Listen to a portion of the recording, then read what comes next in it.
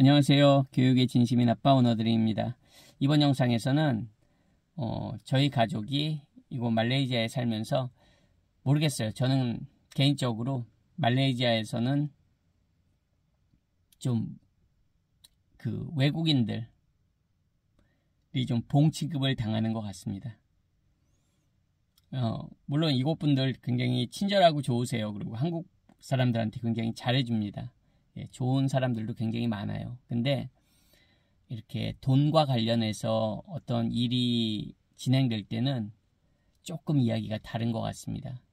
그냥 사소한 이야기지만 제가 경험한 이야기, 제가 들은 이야기가 아니라 제가 직접 저희 가족이 경험한 이야기를 몇 개 들려드리려고 합니다. 여러분 지금 이거 보이시나요? 이게 뭐 최첨단 어떤 뭐 부품은 아니고요. 그냥 문고리 이렇게 문에 들어가는 문고리에 들어가는 그런 부분이에요.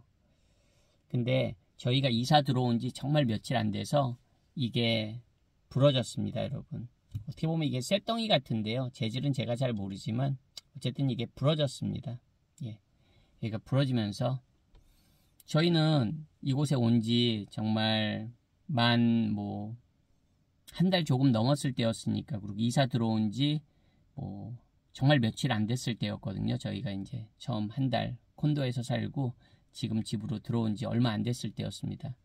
이게 부러지니까 저희도 황당하기도 하고, 또 뭐 이런 수리업자나 이런 분들을 전혀 모르잖아요.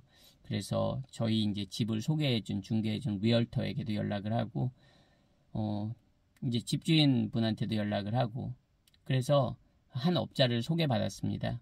그래서 그 업자가 이제 집에 와서 견적을 내줬는데, 요 문고리 요거 하나 수리하는데 5명의 인부들이 왔습니다. 근데 처음에는 250링깃 얘기를 하더라고요. 75,000원 돈이죠. 근데 얘기하다가 그래도 200링깃에 그 수리를 하기로 했습니다. 그래서 오케이 했습니다. 근데 마침 부품이 없다고 해서 부품을 찾아야 된답니다. 그래서 이제 부품을 찾고 다시 오겠다고 합니다. 그러던 중에 이제 제 와이프가 집주인하고 얘기를 하다가 우리가 여기 들어온 지 정말 며칠 안 됐는데 이게 이렇게 부러졌다. 그러니까 어떻게 좀 수리비를 주인 쪽에서도 물어본 거죠. 물어봤나 봅니다. 그래서 어떻게 얘기가 잘 된 것 같진 않고요. 결과적으로 반반 그렇게 부담을 하기로 했습니다. 반반 200링깃을 반반 부담하기로 했나봐요. 근데 어쨌든 그 과정이, 저는 이제 솔직히 중국어가 원활하지 않은 게 아니라 전 중국어를 못하니까 근데 와이프가 이제 그 분위기가 집주인하고 얘기할 때 그렇게 좋은 것 같진 않더라고요. 그래서 속으로 괜히 그냥 우리가 전적으로 부담하면 되는데 괜히 말했다, 그런 마음이 들었어요. 근데 어쨌든 통화는 끝났고 그래서 반반을 하기로 했답니다. 그래서 제가 그냥 농담으로 와이프한테 그랬어요. 200링깃 하기로 했는데 반반이면 이제 업자한테 전화가 올 거다. 전화가 와서 아마 400링깃을 부를 거다. 제가 그런 농담을 했습니다. 근데 정말 그 농담을 하자마자 몇 분이 지나지 않아서 그 업자한테 연락이 왔습니다. 그러더니 이 부품을 드디어 찾았다는 겁니다. 근데 400링깃을 달라는 겁니다. 근데 증거는 없습니다. 그렇지만 그 업자를 소개해 준 사람은 아까 말씀드렸죠. 저희는 그 업자를 집주인으로부터 소개받은 거고요. 그리고 처음에 200링깃을 불렀다가 저희가 반반 부담하자고 하니까 곧바로 400링깃을 불렀습니다. 어떻게 이해가 되시나요, 여러분? 그럼 그 업자 측에서는 저희한테만 200링깃을 받아도 처음에 말한 200링깃을 다 챙기는 거잖아요. 저희가 집주인이 그 업자에게 200링깃을 주는지 안 주는지는 솔직히 저희는 알 수 없죠. 여러분, 제가 표현력이 부족한 건지 모르지만 왜 사람이란 건 느낌이 있고 감이 있잖아요. 정말 와이프가 집주인과 통화를 끊자마자 정말 몇 분 지나지 않아서, 제가 또 그런 농담을 하자마자 정말 몇 분 지나지 않아서 바로 그 전화를 받는데, 그 금액을 떠나서 여러분 되게 황당하더라고요. 그리고 여러분 지금 이걸 보시면 아시겠지만 이거 뭐 어떤 최첨단 그런 부품이 아닙니다. 그냥 문에 들어가는 그런 그냥 부품 하나예요. 근데 이게 400링깃을 불렀습니다. 여러분 400링깃. 400링깃은 한국 돈으로 하면 12만원. 여러분 제가 얼마 전에 자동차 엔진 오일 교환부터 시작해서 그런 정비를 싹 받고 심지어는 밑부분까지 수리했는데 그 비용이 400링깃이 안 나왔습니다. 자동차 정비 싹 받고 심지어 수리까지 했는데도 400링깃이 안 나왔다고요. 근데 요 문고리 하나에 400링깃을 부릅니다. 눈 하나 깜짝 안 하고. 250링깃이 200링깃으로 깎였다가 바로 집주인과 통화를 하자마자 이 부품이 400링깃으로 바뀌는 그런 경험을 하게 되면 돈 12만원이 문제가 아니라 참 마음이 안 좋습니다. 네. 그런 첫 번째 경험.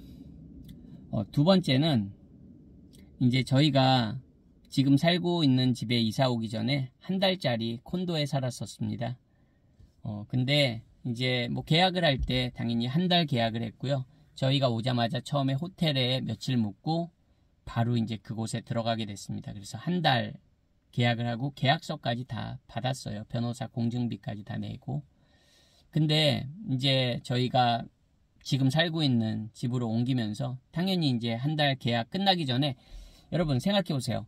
한 달 계약을 맺었고 저희는 그 계약일 한 3, 4일 전에 짐을 다 뺐습니다. 그리고 당연히 뭐 청소까지 싹 다 해주고 그렇게 나왔어요.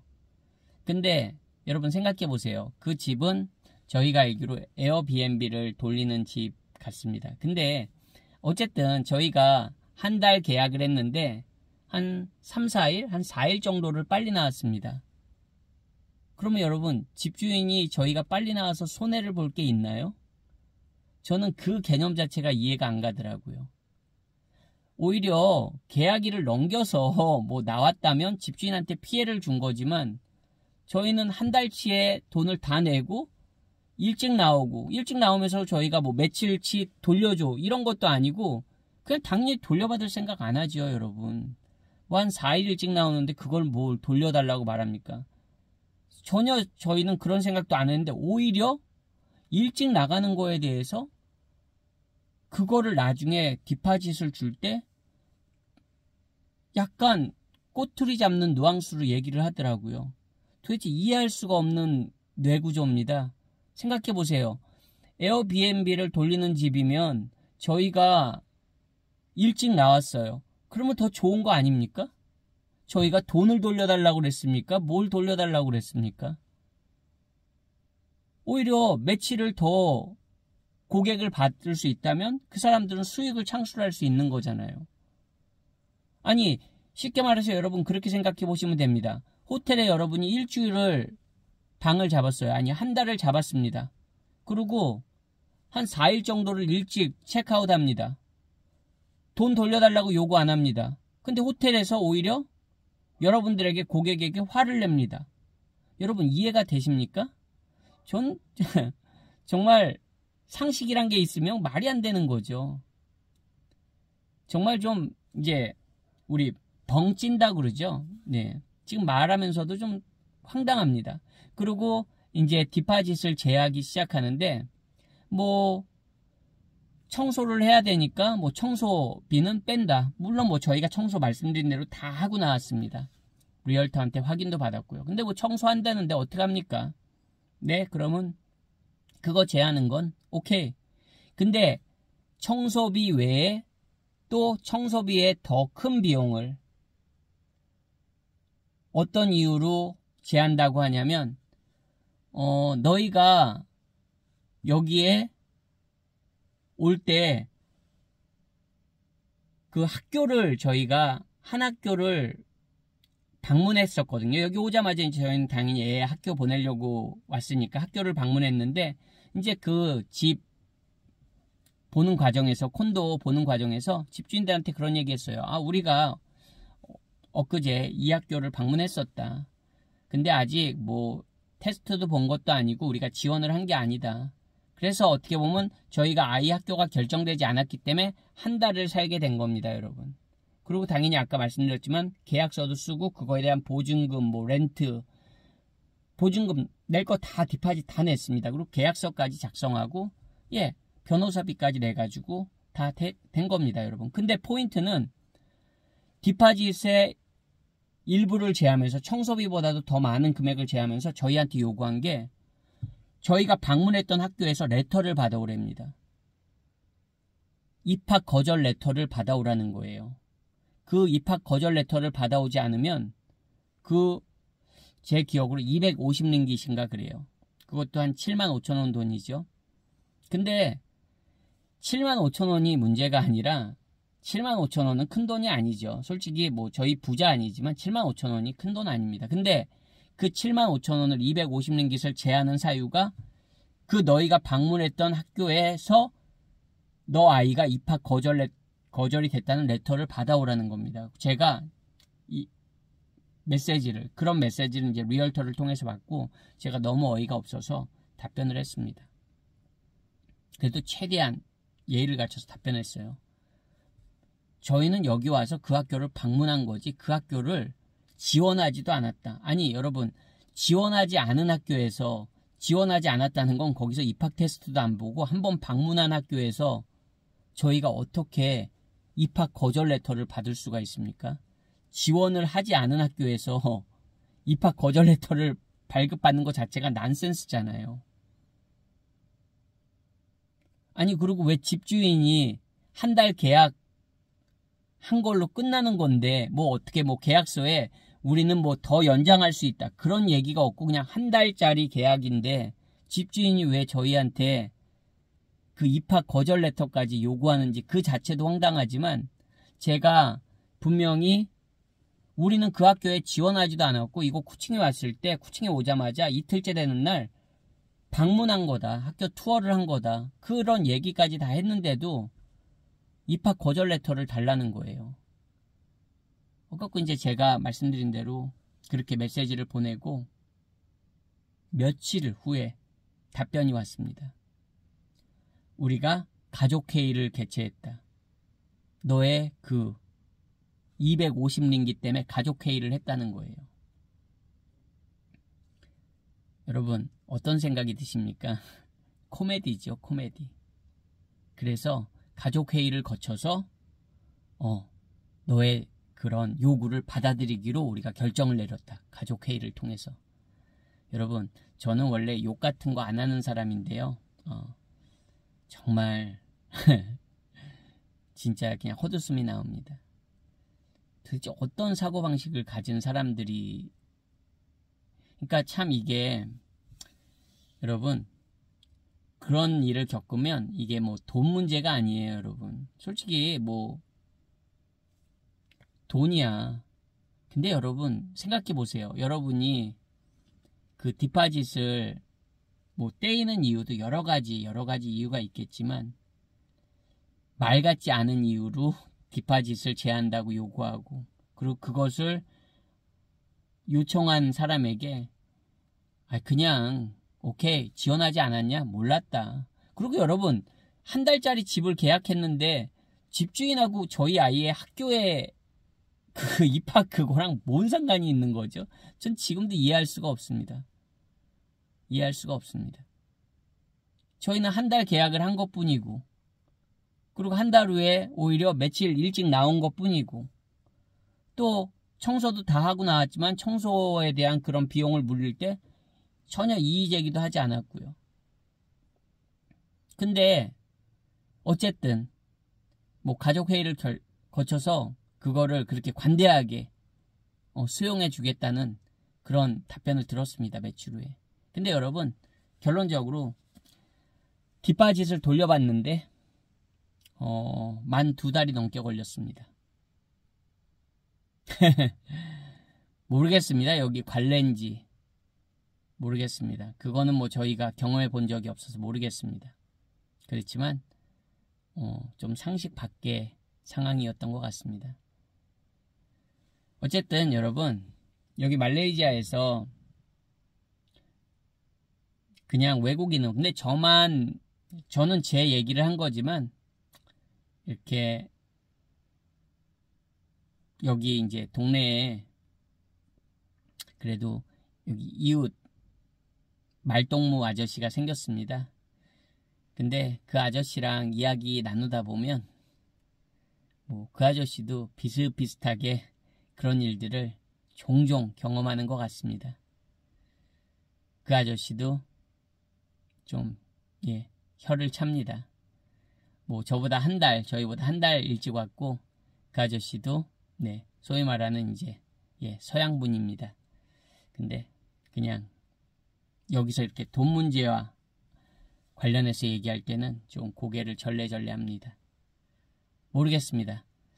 뭐 좋은 분들도 계속 말씀드리지만 많습니다. 하지만 조금 돈에 있어서는 상식 밖에, 그리고 그런 상식 밖에 이런 행위를 하면서도 오히려 굉장히 쿨한 척을 합니다. 오히려 그게 동남아 스타일인지 모르겠는데 그게 저는 더 조금 기분이 상하는 것 같아요. 오히려 그냥, 근데 왜 그런 거 있잖아요. 되게 쿨한 척 하면서, 예를 들어서 뭐 그냥 그래? 그럼 얘기를 하면서 이렇게 하는 게 아니라 굉장히 선심 쓰듯이 이제 그런 거를 할 때 좀 그런 게 그냥 빈정이 상하는 것 같아요. 모르겠습니다. 어쨌든 저는 그렇습니다. 그리고 여기는 참고로 저희가 그 한 달 살았던 콘도는 당연히 단기 계약을 하면 한 달이니까 장기 계약을 할 때보다 비용을 많이 내잖아요. 참고로 그냥 저희가 똑같은 콘도가 장기 계약일 때는 1,800 링깃이었거든요. 근데 저희는 처음에 2,300을 부르셔가지고 2,300에 대해서 전혀 흥정도 하지 않았습니다. 그냥 저희는 원래 좀 저랑 와이프랑 스타일이 그렇습니다. 많이 흥정하지 않습니다. 그냥 그쪽에서 말했으면 그냥 우리가 감당할 수 있는 가격이다. 오케이. 당연히 그럼 디파짓도 커지는 거잖아요, 여러분. 근데 오히려 그런 것들이 그냥 조금 이 사람들에게는 쉽게 보였던 것 같습니다. 얘네들은 그냥 말만 하면 오케이. 세 번째 얘기는 자동차 관련인데 그 얘기는 하지 않겠습니다. 그냥. 근데 여러분, 여기서는 저희는 그냥 자동차를 일시불로 구매했거든요. 뭐 한국 분들에게 한 뭐 2,700~800만 원이 큰 돈은 아닐 수도 있습니다. 그렇죠? 하지만 그냥 2,700만 원인가 800만 원 사이였는데 저희 차값이, 그거를 그냥 저희는 일시불로 한 자리에서 냈단 말입니다. 현찰로. 근데도 글쎄요. 뭐 그 다음에